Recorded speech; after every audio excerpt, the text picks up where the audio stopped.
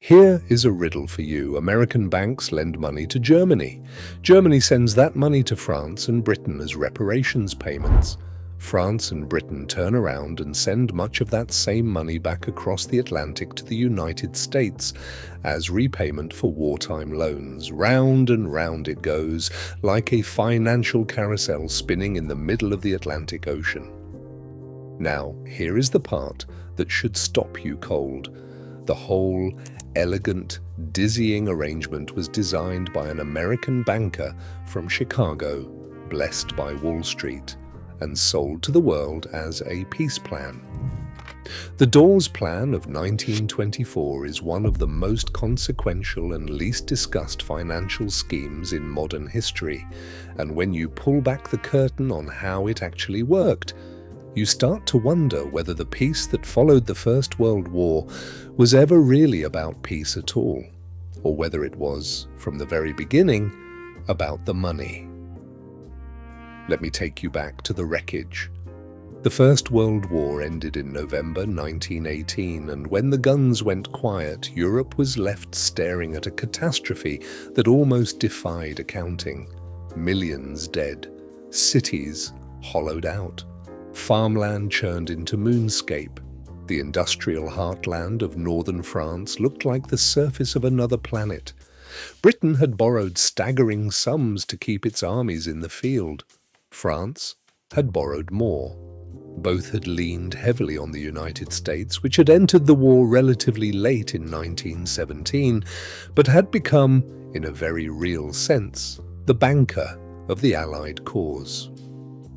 By the time the armistice was signed, the debts owed to American creditors, both to the United States government and to private American banks, were enormous. And the question hanging over Paris, London, and Washington like a storm cloud was brutally simple. Who was going to pay for all of this? The answer, the victorious Allied powers settled on at the Paris Peace Conference in 1919, was equally simple, at least in theory. Germany would pay. The Treaty of Versailles saddled Germany with a war guilt clause, Article 231, which forced Germany to accept full responsibility for the war and attached to that moral verdict a financial one.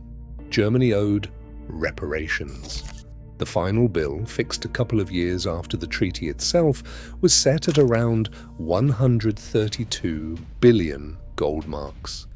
If that number means nothing to you, just know that virtually every economist who looked at it said the same thing. It was more than Germany could realistically pay, possibly ever. But the political pressures on Allied governments were intense. Their populations had suffered enormously, their treasuries were depleted, and their leaders needed to show that Germany would be made to account for it all. So the number stood. For a few years, Germany tried, but the strain was catastrophic. The German government was printing money to cover its obligations, and by 1922 and into 1923, that strategy had produced one of the most spectacular economic collapses in history: hyperinflation. Prices in Germany did not just rise, they became surreal. A loaf of bread that cost a few marks before the war cost billions of marks by late 1923. Workers were paid twice a day, so they could spend their wages before the money lost its value between morning and afternoon. People famously burned currency because it was cheaper fuel than wood. Wheelbarrows of banknotes to buy a single egg. I know that sounds like the sort of thing people exaggerate for effect, but the historical record on this is unambiguous. It really was that bad. And then, in January 1923, things got worse. Germany defaulted on timber and coal deliveries to France, and France, along with Belgium, responded by doing something breathtaking. They sent troops into the Ruhr Valley, Germany's industrial heartland, and occupied it. The idea was to extract reparations by force, to physically take the coal and steel Germany was failing to deliver. Germany responded with a policy of passive resistance. Workers went on strike, factories shut down, and the German government paid the striking workers by printing yet more money, accelerating the hyperinflationary spiral. The Ruhr occupation was a disaster all around. France got very little coal, Germany got even deeper into economic chaos, and the international community watched with growing alarm. If Germany collapsed entirely, who would pay the reparations? And if nobody paid the reparations, how would Britain and France repay the United States? That question brought Wall Street into the picture, and with it, a man named Charles G. Dawes. Dawes was a Chicago banker, a former general, a man of extraordinary energy and, by all accounts, a sharp political instinct.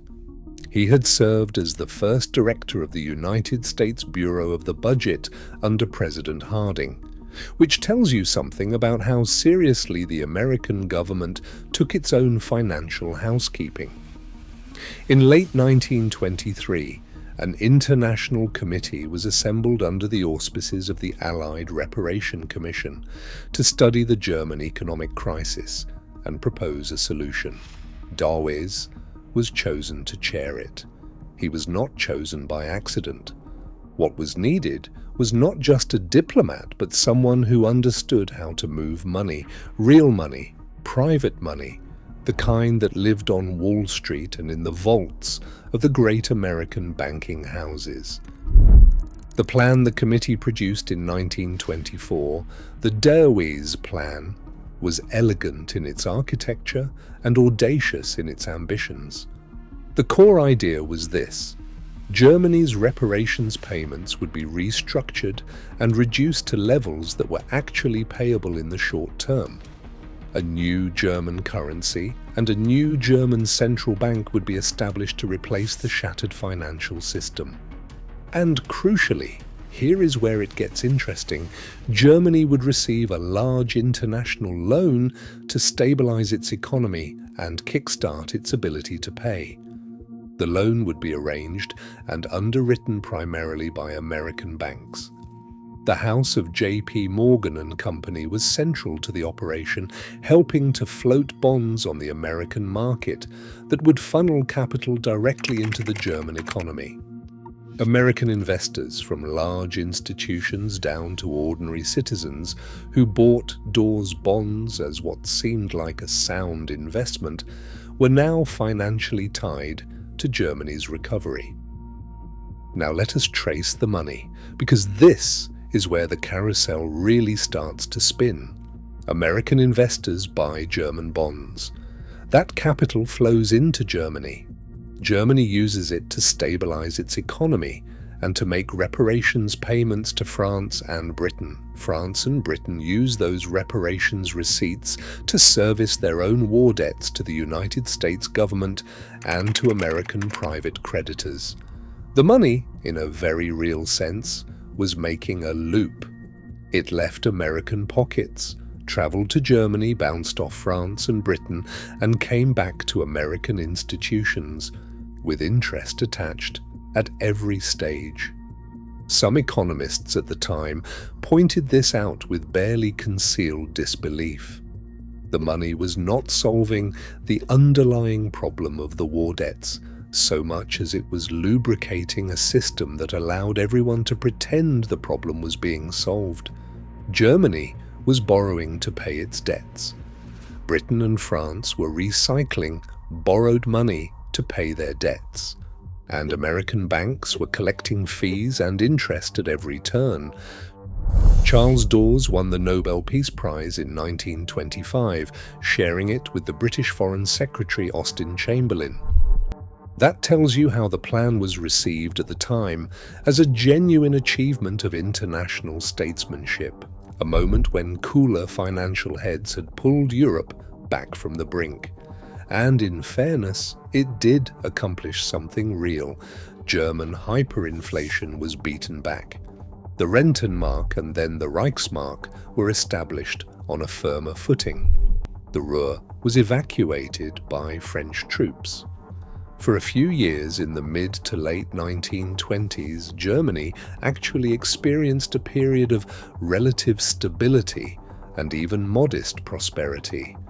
The Weimar Republic's brief golden years with cabaret culture, architectural innovation, and the flowering of modernism happened in the window the Dawes Plan opened.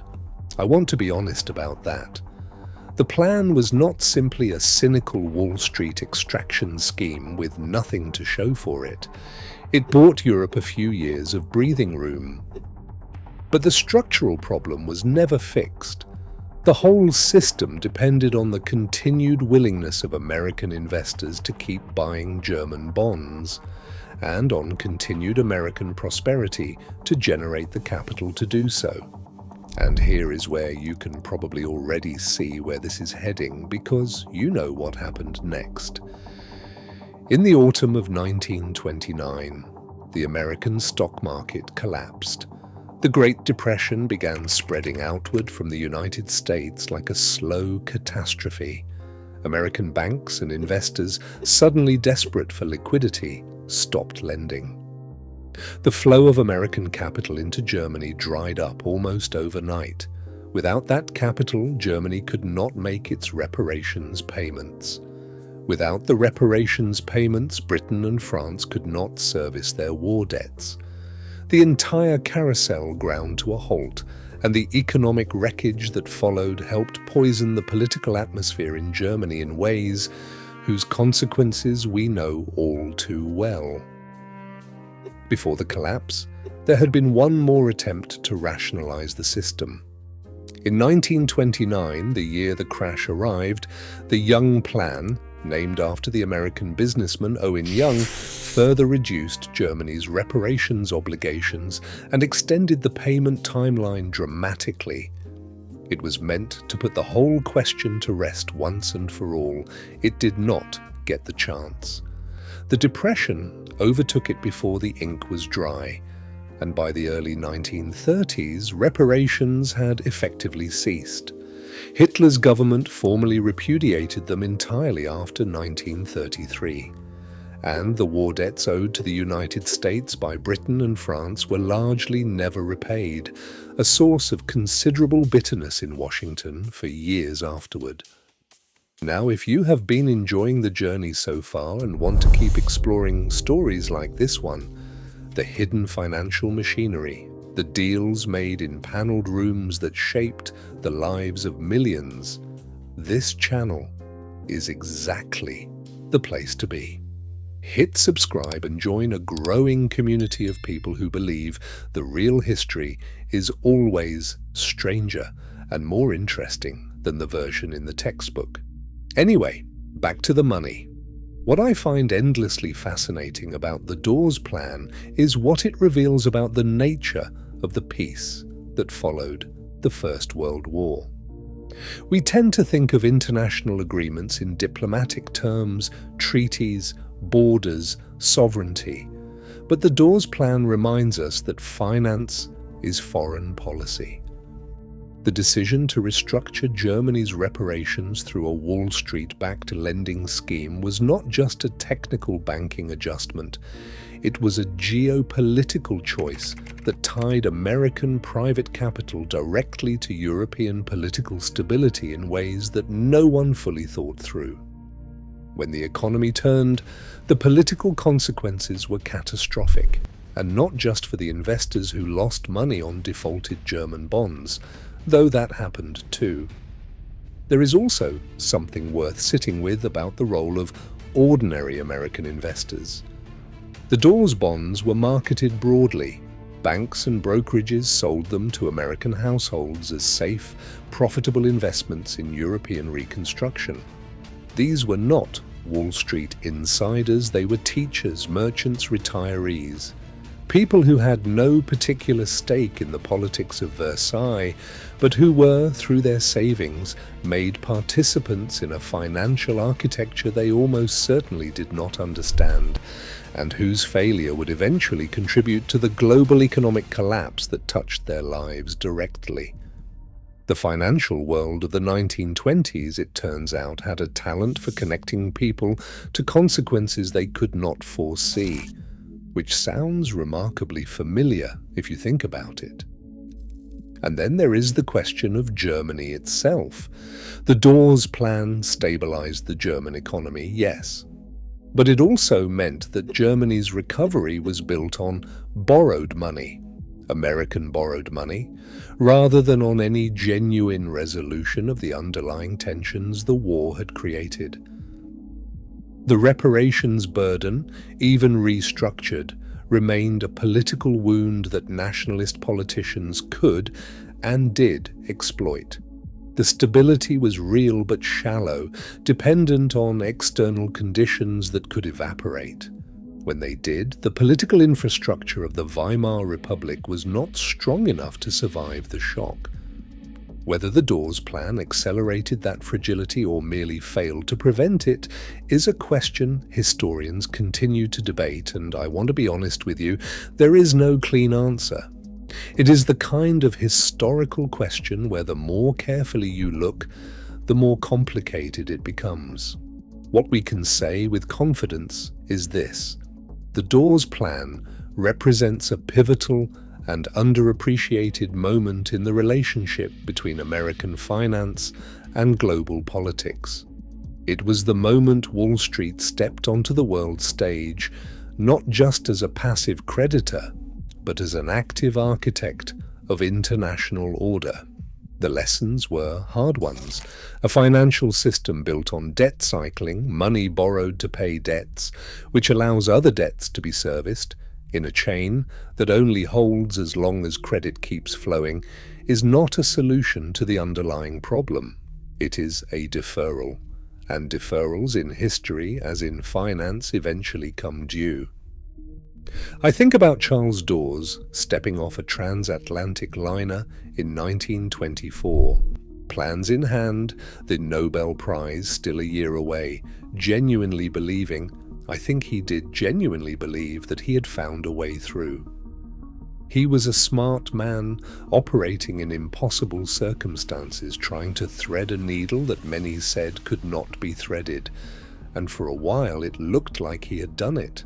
The carousel spun, the music played, and then the music stopped.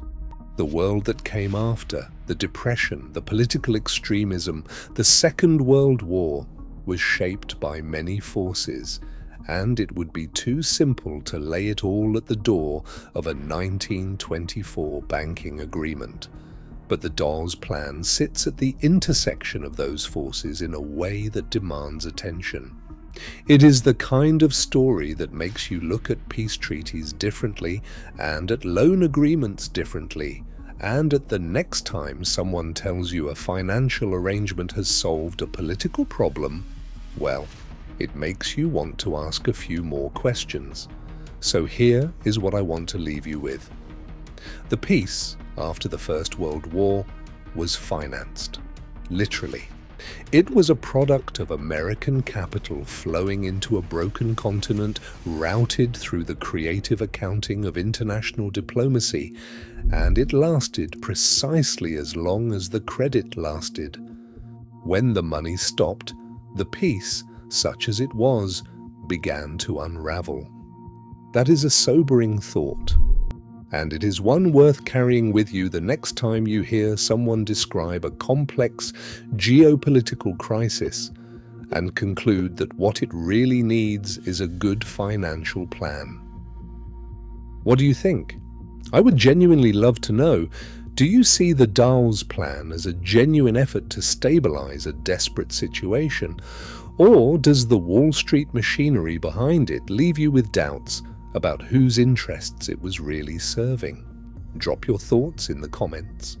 I read them, and that conversation is one of the best parts of doing this. If this story pulled you in, I think you will find our look at the Bank of England's secret role in financing both sides of various European conflicts equally eye-opening. That one goes even deeper into how financial power shapes historical events we think we already understand.